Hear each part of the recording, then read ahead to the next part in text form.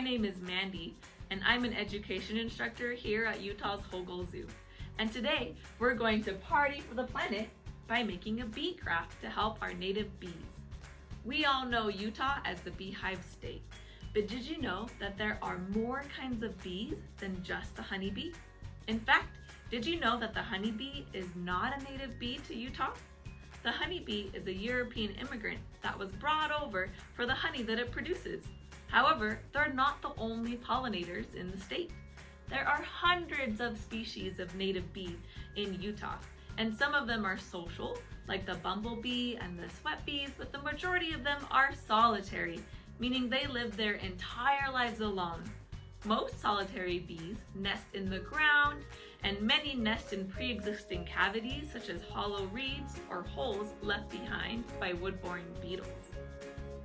Even though these native bees do not produce honey like the honeybee, they are still very important for the ecosystem because they are also pollinators. Sometimes solitary bees are even better pollinators than the honeybees. A few species, such as the blue orchard bees, are managed as commercial pollinators. Native bees pollinate many of Utah's wildflowers and crops as they busily gather pollen for their progeny. We are going to build a place for these native bees to lay their eggs. Since these kind of bees like to lay their eggs in cavities, such as hollow reeds, we are going to replicate that for them with these paper tubes in this craft. This craft is made out of materials that you would normally throw away or recycle. So it's a great way to be green because we're reducing the waste by reusing something that would otherwise add more waste to the planet. This craft is also a great way to party for the planet because we will be supporting the native bee population by giving them a place that they could potentially lay their eggs in our own backyards. So let's get started. For this craft, you will need a tin can, preferably one that you are planning on throwing away or recycling anyway. Just make sure that you wash it out thoroughly and that there are no sharp edges on the inside of the can. You'll also need a plastic water bottle that you are planning on throwing away or recycling. You'll need some scrap paper. You'll need yellow and black construction paper. You'll need scissors, packing tape, markers, a pen or a pencil, googly eyes, or if you don't have googly eyes, you could also draw on the eyes, glue dots,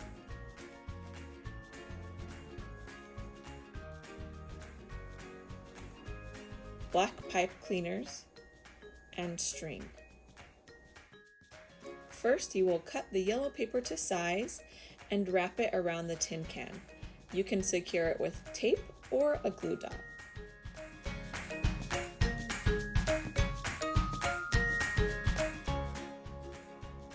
Then you will cut the black paper into strips, wrap it around the can to form black stripes, and secure it with tape or a glue dot.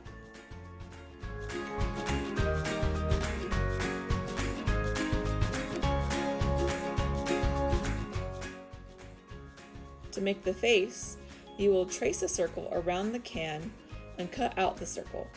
Then tape or use a glue dot to put the circle on the bottom of the can for the face. You can either draw on the bee's eyes or use googly eyes. If using a googly eye, make sure that you have glue dots because those work really well to secure them on the craft. Or you can just get the googly eyes that are already sticky. Using a marker, draw on the mouth. This next step is optional, but if you would like, you can use packing tape to wrap around the paper surrounding the can to protect it from the elements. It'll give it a nice shiny look as well. Just make sure that no tape overhangs the edges because you don't want any bees to accidentally get stuck on the tape. Using pipe cleaners, or if you don't have pipe cleaners, then sticks work as a great substitute. You'll cut the pipe cleaners in half and bend them into legs. You'll also bend some into antennae. Tape the legs on so the insect has 6 legs. And then make sure that you bend the antenna however you would like it, and then attach it to the head.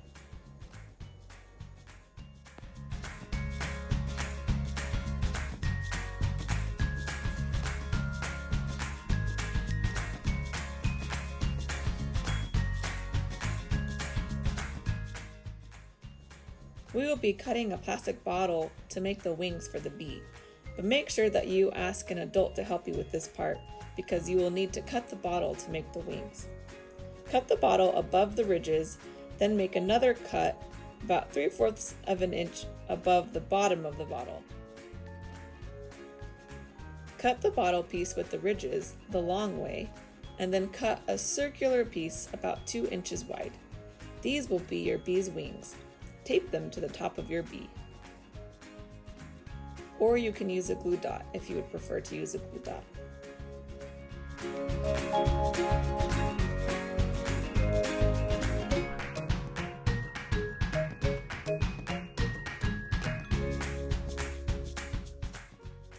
Using a pen or pencil, roll your scrap paper into tubes. Secure each tube with a piece of tape. Cut each tube so that it fits the can and does not stick outside of the can. You want to make sure that it does not stick outside of the can or else it will get wet from the elements. Make enough tubes to fill the can.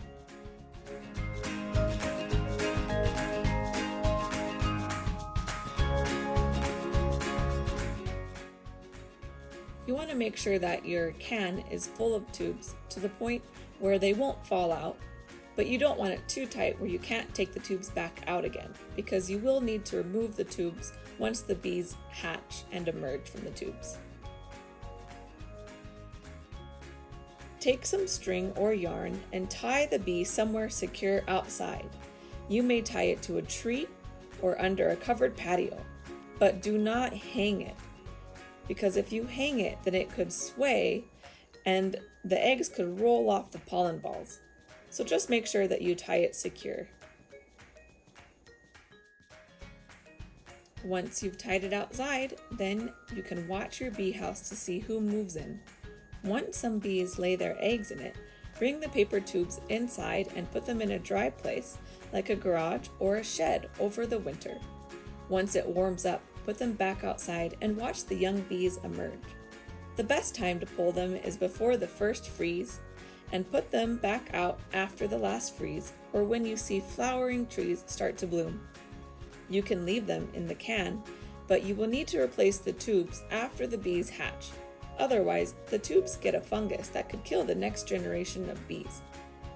Enjoy your craft. Help the bees.